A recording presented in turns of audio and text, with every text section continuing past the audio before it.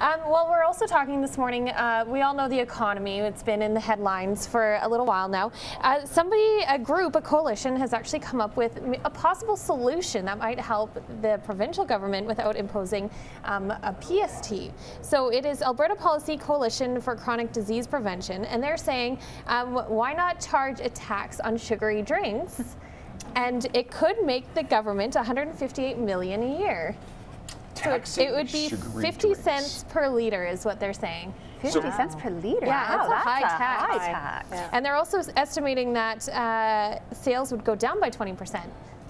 So, well, mums, what do we think? We don't want our kids having too much sugar in their diet.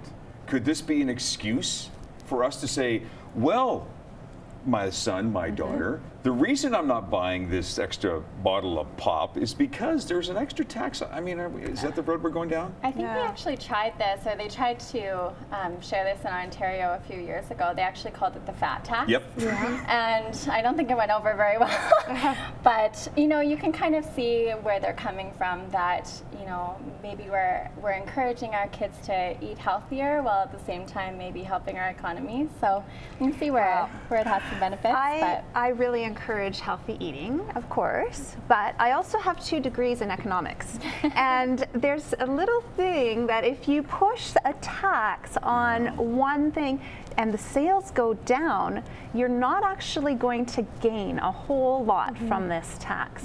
Personally, this might be a little controversial, but a PST, a small one, is not that bad of an idea from an economic standpoint.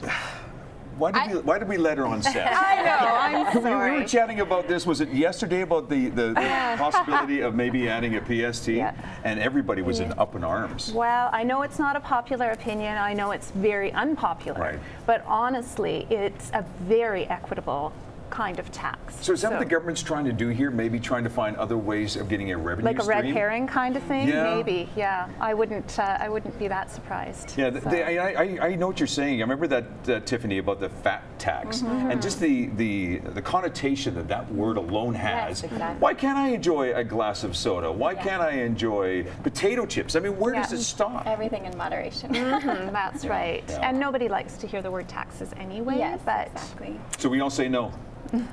Yeah, I think we need to find something to kind of get back that revenue that we've lost, especially with this drop in oil prices. I know myself as a teacher, just with our education system, is really struggling with class sizes and things like that. Well, they're also struggling with what the kids put in their bodies, because in schools, we all know this, that there's vending machines that are there. Do we have potato chips in there? Or do we have carrots? You know, right? So I can understand why the conversation is being had, but we don't like to be taxed. Yeah, we don't like to be taxed on anything. No, we certainly don't. There is a Mompreneur Award of Excellence that's given out every year, I believe, Andrea. And if I'm not mistaken, there are 10 finalists in Canada. You are one of the finalists. We're going to find out more about Andrea. Have a look at this. It is every parent's belief that our kids are artistic geniuses. Whether that holds true is up for discussion. But holding on to those creative pieces can be daunting. Where do they go? What do you do with them? SchoolWorx offers an archiving solution, creating one-of-a-kind hardcover books using sophisticated art scanning technology to revisit and recapture your child's early years of art. Andrea is another local example of a successful mompreneur. And CEO of SchoolWorx, Andrea, it's great to have you here, and congratulations on this announcement. Thanks. Thank you. How'd you find out? Well, I actually went to the conference last year, so this is my 2nd year in business, and last year I was sort of searching for a group of people similar to myself, moms who had started up their own companies, and I found the Mompreneur group out east, and they have a very big group out east, so they have this conference. So I flew myself out there and just wanted to sort of present my products and present what I was doing and see if there was any interest. I bet there was. There was. I have a great following from out east, and so I remember seeing the ladies on the stage and thinking to myself, I'm going to be up there next year. I want to be up there next year. And that was my goal, and I did it. And I'm really happy to say the first round to get in the top 10 was from fans, family, and friends voting you in. So I have a huge thank you to all of them. I'm curious, how did you come up with the idea in the first place? Oh. Well, it actually started about 5 years ago. My daughter was in preschool, and she brought tons and tons of work home, and but she bought one particular piece home that was a tree, and it had Rice Krispies as each of the leaves on the tree.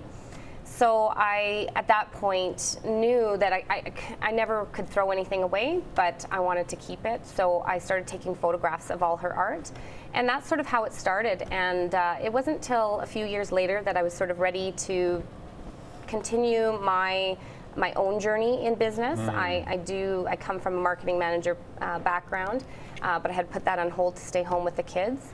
And I was sort of ready to get my feet wet again, and I just decided, let's go and let's start this company and make books for all us moms that can't throw anything away. You know, and someone who can relate to this is Tiffany, not only a mother, but as a teacher, you're the ones who are just actually working on all these crafts, and you're saying, okay, kids, take it home. Do you design crafts around maybe what parents might want to keep or not? Put it in a pile and send it home and hope for the best. I know parents are probably cursing us, so it's great that there's something that they can come to, because that's such a great idea. Thank you. Have it all in one place, and even have one per year, I think is such a great idea. So. Andrea, we have a video question for you as well, too. So here, take a look and have a listen. Here's a video question for Andrea. Hi Andrea, my name is Paula and I have 3 children. I'm just wondering if you offer any kind of discount or reduced rates for families with more than 1 child. So discounts, and again, you know, Tiffany would agree that there's a lot of artwork that is done. So are there discounts for bulk, or how does that work? And that's the thing, like I find that a lot of the mums that are my clients, they have collected years and years of work already. So yes, we do. We have multiple book discounts for our clients. And you know, I also try to work with each individual mom to find a solution sometimes that fits what they're doing. Because like I said, if you look at it, a child can average about 50 pieces of work per year. Right. Times that by 12 years, you're looking at about 600 pieces of work just for one child. Man. Times that by 3, and you've got a lot of artwork stored. So yeah, we definitely want to find a solution for everybody. So the finalists are going to be announced on March 6th and 7th. That's when you find out whether or not you've got the Mompreneur of the Year award. Yes. You have to write an essay. I do. Ooh, you might need Tiffany's help.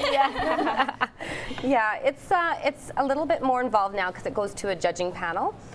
And you know, they want to know what are our business goals, what does the future hold, you know, some more in-depth conversation around the company, and I'm super excited to submit that and see where it goes. Well, we're going to be following your progress very, very closely. Andrea, thank you very much. Andrea Uvella, founder and CEO of SchoolWorx. If you'd like to find out more, again, we've been putting information on the screen for you as well. But again, www.schoolworx.ca is a good one as well, too. Yes. Still lots of other things happening in and around our city. We're going to come back in just a few moments with this, Kate, with Mummy resolutions. Yes. We have some of those. And Nicole is going to be talking about a few things with us as well that she blogs about on her Yummy Mummy blog, and Girl in a Boy House.